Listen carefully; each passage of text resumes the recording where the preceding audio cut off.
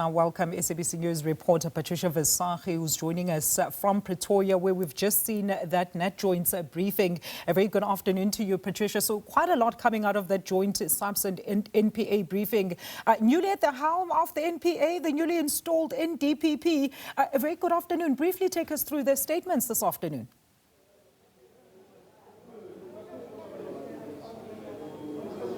Well, good afternoon, Alicia. Definitely a lot of detail that came out, but the focus, as expected, would fall on the ad hoc committee and the Madlanga commission. Of course, some of the detail, some of the evidence that has come out in, on these two platforms, and the National Police Commissioner General Fani Masemula telling the nation, and of course through the media, that task team has been established that would investigate some of the allegations that have come through these two platforms, the commission and of course the ad hoc committee.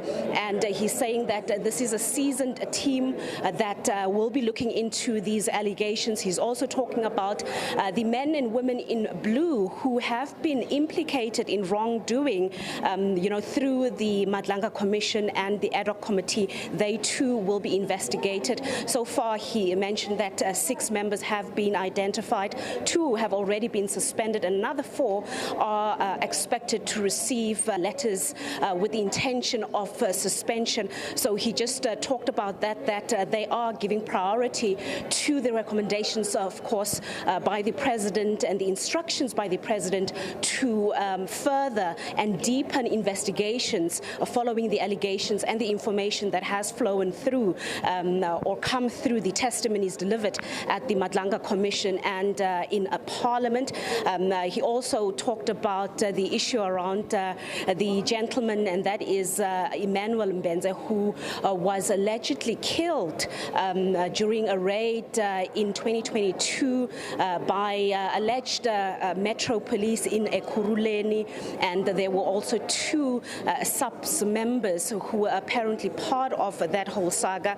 He's saying that they have now received recommendations from IPIT, and that too will be receiving proper investigations and attention to find out exactly what happened and how these 2 SAPS members have been implicated and what role that they play on that day. So a lot of detail, and him just really also just giving assurance that some of the details that are coming out of the Madlanga Commission and Parliament, these testimonies are taken seriously, and the task teams, and also him saying that the task teams that have been well identified and selected, it's not just anyone, they were meticulously chosen to attend to, in particular this, as you would understand, the sensitivity of the allegations that are coming through the commission and of course the committee. Then there's the issue around the protection of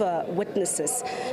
The NPA, obviously the NPA boss that's also here, and that is Advocate Andy Mutibi, also giving his guarantee that the NPA will be working hand in gloves with the SAPS to make sure that they also, have ready the best teams of advocates that can ensure prosecutions should there obviously be charges pressed by the SAPS. And he too gave the guarantee that the foundation is set for the NPA to do their best as well. He also talked about the importance of protecting witnesses.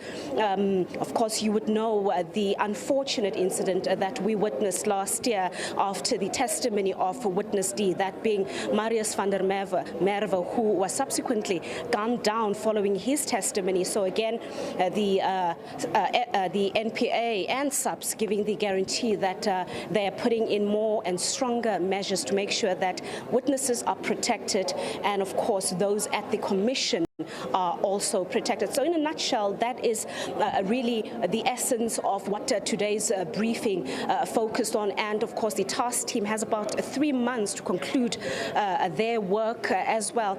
But Alicia, I think for many here, we're wondering whether the top brass of the SAPS will also be investigated by the task team, in particular if you take into consideration that some of them have also been mentioned at the Madlanga Commission. So that is one of the elements that I think we'll have to focus on moving forward, just to see exactly whether the task team will actually look into everyone, or will it only be a certain group of people. But only time will tell exactly how this particular task team will operate. Alicia?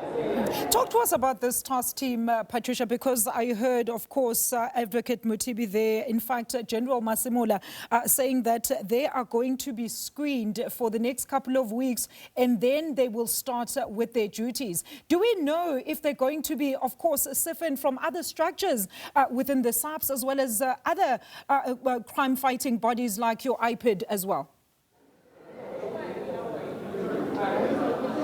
Well, what we do know is that, as he mentioned, that this is a seasoned team that has been meticulously selected, and they have made sure that they actually select people who have credibility and integrity. So they will come from different units. We also know that the asset forfeiture unit will also be part of this team, and we heard there with Advocate Mutibi just saying that this will go a long way in the interest of justice and respecting the rule of law. So the asset forfeiture unit will also be on standby. They also will be working with a large group of forensic experts, detectives. So it seems like there will be a solid team on the ground. In fact, it's already there that will be moving with swift to make sure that the allegations that are coming out of the Madlanga Commission and Parliament receive the urgency and attention that we know the public at most is calling for and is hoping to see exactly, who will be prosecuted if it comes to that, and what will the charges be. But as I said, will this also include some of your prominent politicians? Will this also include some of the top brass within SAPS and perhaps other law enforcement divisions, or will it just be the ordinary citizens? I think that is one thing that many are wondering about. Will this be about the rule of law? Will it be fair? And will it make sure that it scrutinizes everybody equally before the eyes of the law? Right, Patricia, we're going to leave it there. Thank you so much for that comprehensive update with SABC News reporter Patricia Visagie joining us live from that Nat Joints briefing there out in Pretoria.